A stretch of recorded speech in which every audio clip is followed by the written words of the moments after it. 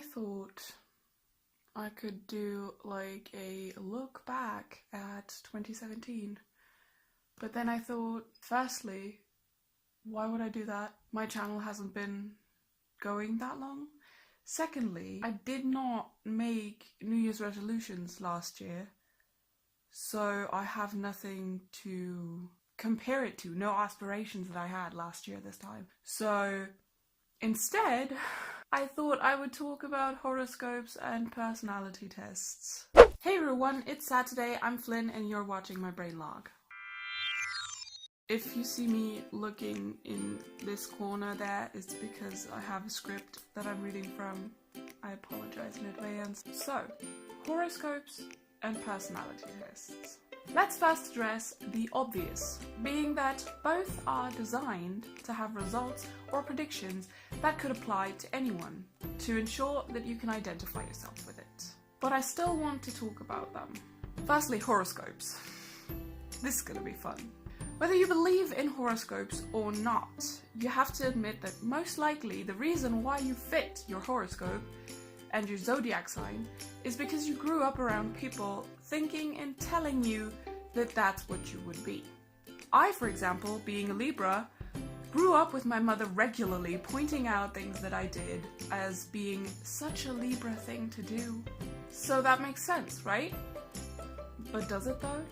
My father and younger brother are both Scorpios, and they're not the only ones I know, and yet I'll put it on the screen so you can read along. While the strengths, although I'm not sure that stubbornness is a strength, do apply to both of them, I'm quite surprised at the weaknesses. Neither Dad nor my brother are distrusting, jealous, or violent. The likes are quite ridiculous, if you ask me, because anyone would like these, just like the dislikes. Honestly, who would like someone revealing their secrets? Who would dislike longtime friends? I really wonder who dislikes longtime friends. I'd really like to meet someone like that. Tell me how that is. And as for a little lower on that website, there's a bit about attraction.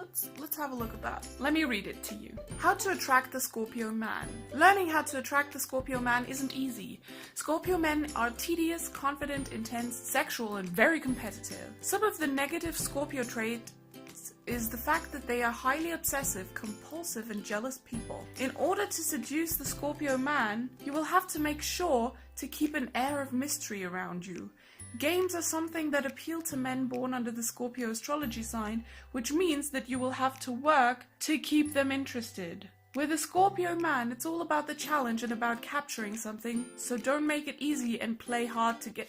Let's just ignore that ever happened, shall we? Guess how you would attract a Scorpio man. The same way you would attract any other human being, really. Show affection, interest, be there for them, get to know them, that sort of thing. This isn't 3rd grade. You don't show people your affection by not liking them. Oh well, enough of that. Let's move on to personality tests so I get less angry. Anyone who follows me on social media and has taken a glance at my bio will know that I'm no stranger to personality tests. As my bio states, I am an INFJ-T on the Myers-Briggs type indicator and a Slytherin. Yes, that's right, I said it. The sorting quiz is just another personality test as well. But we love it because it's Hogwarts, it's great, and it's our home after all. What you won't find in my bio is my Enneagram number thing. I've taken that test 3 times and got the following result. I'm either a 4, a 5, a 6, or an 8. Suffice to say that I'm slightly confused. Now, to be fair, I've also taken the sorting quiz more than once and have been sorted into both Slytherin and Hufflepuff once each, and Ravenclaw twice. Now, some might say, then I should be in Ravenclaw, shouldn't I? It all depends on your point of view, I guess. The big question is whether the houses are attributed to your character or to what you value most. Because if the latter is the case, then yes, I should either be in Ravenclaw or Hufflepuff. But if your house represents who you are, then I am a Slytherin at heart. Of course, that would make Neville and Hagrid Hufflepuffs, Hermione would be a Ravenclaw, and Fred, George, Percy, and Ron would be Slytherins, and there's many more who would be in different houses. If you believe Dumbledore, it is our choices that show who we are far more than our abilities. All in all, the actual hat would probably have put me in Ravenclaw, but when I first got sorted, it was into Slytherin, and since I am a very competitive and ambitious person, I've kept it that way. Now lastly, let's talk about the MBTI test. This is the only test I've taken that gave me the same result each of the 3 times. I am aware that many people dislike it, because each type is supposedly designed to let you identify with it. That's also my sister's opinion, but I believe it's not as simple as that. I personally cannot identify with any of them except the INFJ or Advocate. I have a theory for why that is, and in order to explain it, I need to borrow from Veronica Roth's Divergent. Some may argue that each of us would be divergent, at least to some extent, because no human is only one thing. However, I would like to argue that I firmly believe that I would most definitely be either erudite or amity, not dauntless. Whoever compared the Dauntless to Slytherin is an idiot. Dauntless are Gryffindors, Amity and Abnegation are Hufflepuff, and Erudite are Ravenclaw and Slytherin.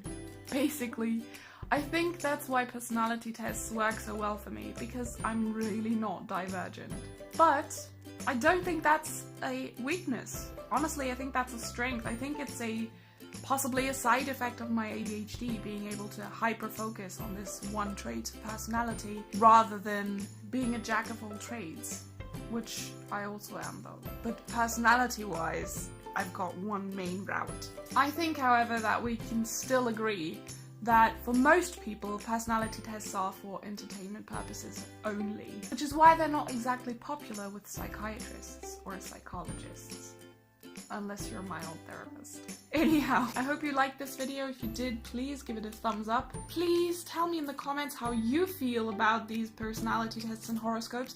Can you identify with them? What is your zodiac sign, MBTI, or Hogwarts house? I'd love to know. If you want to see more of me, then you can subscribe to my channel up here, or you can subscribe to my second channel if mental health isn't your cup of tea.